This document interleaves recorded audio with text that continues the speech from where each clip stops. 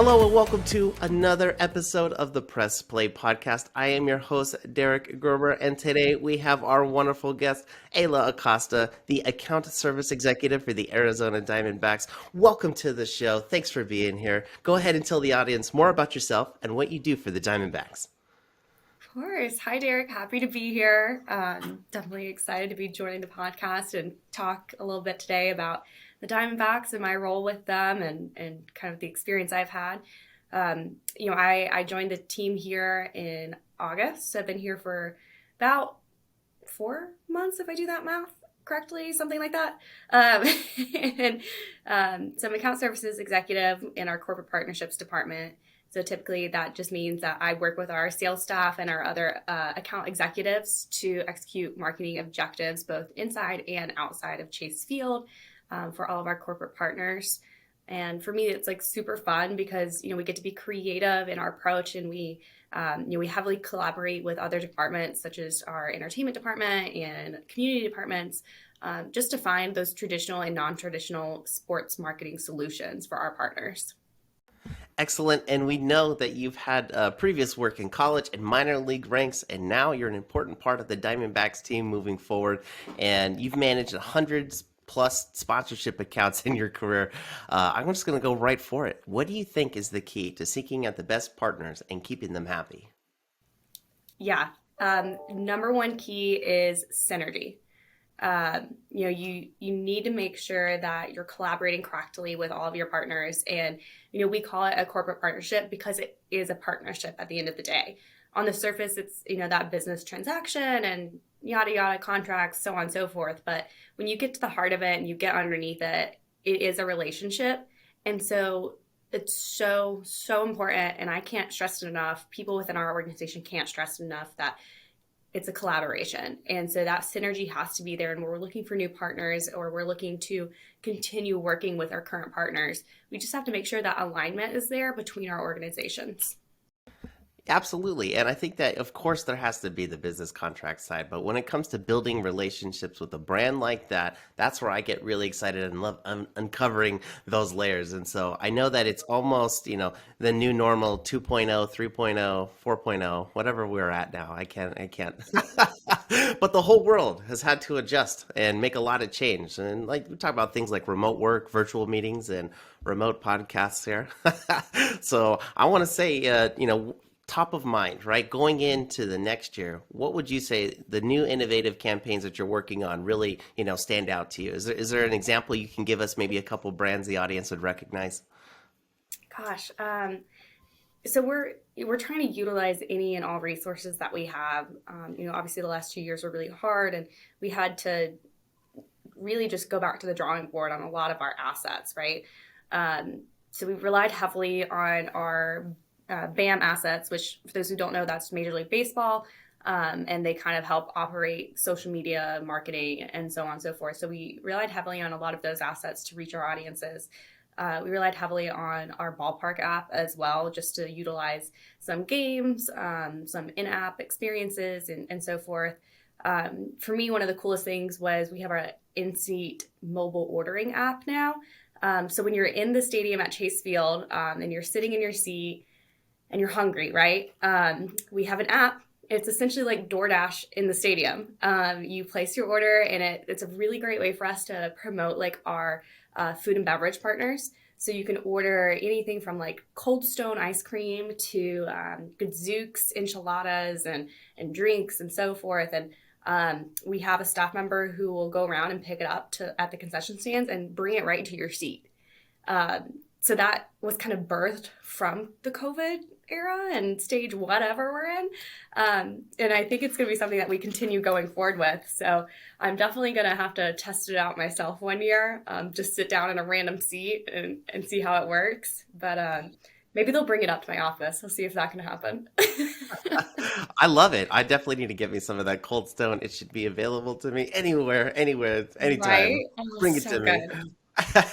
That's really exciting. What other types of other, let's say, digital experiences around the stadium are you able to talk about? What else could you share with us? Oh gosh, yeah. So I think one of the coolest things is not necessarily digital, but it does sort of tie into it, is we have our STEM Sundays. So every Sunday on our third level concourse, we highlight STEM activities for kids. And so we partner with, so many different partners, Chase being one of them. Honeywell is one of our newer partners that kind of got on board to this. Insight was a partner with us that relied heavily, and we just kind of go up, and one year, or actually one day this past season, we had a team come out with like robots, and they showcased all the robots. But sorry, going back to like the digital side of it, we do have a lot of kind of, again, app usages that we do, videos, still things I'm still trying to get my hands on and learn all about. But we did, in order to introduce like sports betting this year, we had our own app come out that was betting in a sense of like odds, but you didn't have to use any money for it. It was just like a point system. And so we had, you could do that through the app. And then we had a board out in the outfield that would showcase like who was in lead. It was called Point Storm. So you could like see in real time, like where you were compared to other people in the stadium. That's amazing. Real time, interactive digital experiences, even being displayed out there on the. That's okay. That's really cool. And you said videos in there. So obviously here at Explainify, we're very passionate about videos. We build videos for awareness, education, and revenue generation campaigns. And it feels like you've already talked about all those in a different light. So I get excited about that, obviously. But tell me more about the video part and how that plays into your corporate partnerships and activations for the overall brand marketing you put together. Yeah. So similar to what you said, it's definitely very emotional and it's so much fun. Personally, I'm a very huge proponent of parasocial interaction, which boiled down, it's essentially like a behind the scenes look. It's weirdly, it's like how the Kardashians are so famous. So it's like a huge theory and I love it. But it's, we're trying to use video to portray events and emotions, and you want to do that in a way that words can't. And so if a picture is worth 1,000 words, then a video is worth like 1,000,000. So we're trying to utilize videos for a lot of our like press releases, any big news that we have coming out, because we want to showcase what the experiences are and not just tell you what it is. Because if we feel like we can show you, you'll have a better idea of what to expect and you'll get more excited about it and want to come and be a part of it. And it just invokes so much emotion inside of people. And I don't know, it's just so cool. Like when we do our hype videos or towards, so our 20th anniversary of the World Series championship was this year. And it was really cool, the videos that were portrayed. So like our national anthem video was a collage of all the anthem songs over the past few, like 20 years. And obviously clips from the World Series, clips from between now and then. And it just evokes like so much emotion and you get like, I don't know. I love it. It's so cool. No, using the digital world to reach past and build a relationship with people. You're showing longevity in the brand. I think that's amazing. So many different stories to tell. But I feel like for the audience, best part I heard in there, a picture is worth 1,000 words and a video is worth 1,000,000. I may have to steal that from you. Okay, if you You're don't more than mind. welcome to have it. Please don't trademark that. I want that. Okay. So I got to say, so among many other things you're working on there, right? The D-backs fantasy camp, it gives people a chance to live out their MLB dreams and rub elbows with the pros, right? That's the note I've got for myself here. How do you say you create hype around this, and what other events can the fans be a part of? And you've already touched on a few with some video interaction there. So what would this look like for someone coming around the corner if they were interested? How does it come together? Yeah, we're really trying to kind of get back to in-person events. We're all kind of tired of Zooms and Teams and whatnot, but they do have their perks. I'll give them that. We're all becoming a little bit of the zombies right now, and it's okay. It's just a part of the trend. Yeah, it is. um, but for things such as the fantasy camp, how often do you get that opportunity to really live out that dream? And so it's a really cool experience, and we just try to promote it, through typical marketing, email blasts, social media, videos of prior fantasy camps. You just really kind of get that, and it'll be my first one to experience as well. So I'm excited. But one thing that I've noticed about the Arizona Diamondbacks and something that, that really drew me here to begin with was just how much we put into our fans. It's all about fan experience, it's all about them. And so a lot of the events that we host are just trying to create those experiences for our fans, something that's memorable, catch on the field, or our season ticket holders at the end of the year, they always have a chance to come out and do batting practice on the field. So you we put the whole cage up and the net and all that stuff, and you can go like catch the ball or like come up and hit, and it's on the actual field, and it's so cool. We also do every year, we just have this one, our golf tournament. It's every year right around Veterans Day, and it is to promote and highlight the veterans of our nation. And if you sign up for a golf foursome in the tournament, then you can get like a D-backs alumni who come play with you. So for all 18 holes, you're like with someone. I know Luis Gonzalez was out there with a few people, and gosh, it's just wild and so much fun. And as I mentioned earlier, the STEM programs that we have, this year we're actually really heavily focusing on our DE&I programs. So like Juneteenth, Pride Night, Hispanic Heritage Weekend, all of those. And so fans can come out and be a part of those programs, those initiatives. And I'm sure there's so many more events I'm not even touching on, but I think another cool one is our Caesar Sportsbook that's going to be opening. That's a huge event that we're planning for, and we really want fans to come out and enjoy that and experience that with us and our alumni and other special guests. So I don't know, just there's so many things. Well, there's the season, then there's the off season, and I'm sure you're not just hanging around eating bonbons in the off season. Of course, there's tons of events, and the only way to communicate if you're not there in the stadium is through digital mediums, and then here it comes to life. So I love it. Again, for the audience, we've talked about a lot of different things for the educational part, okay?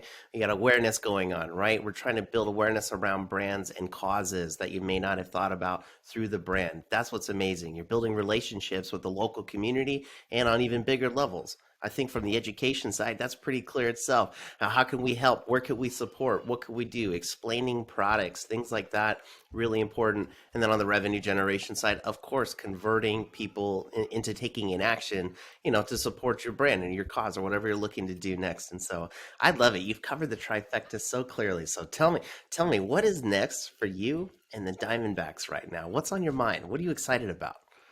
Spring training. Oh Ooh. my gosh. We are so excited. I mean, there's a lot going on right now, but we have to keep working as normal and just hoping for the best.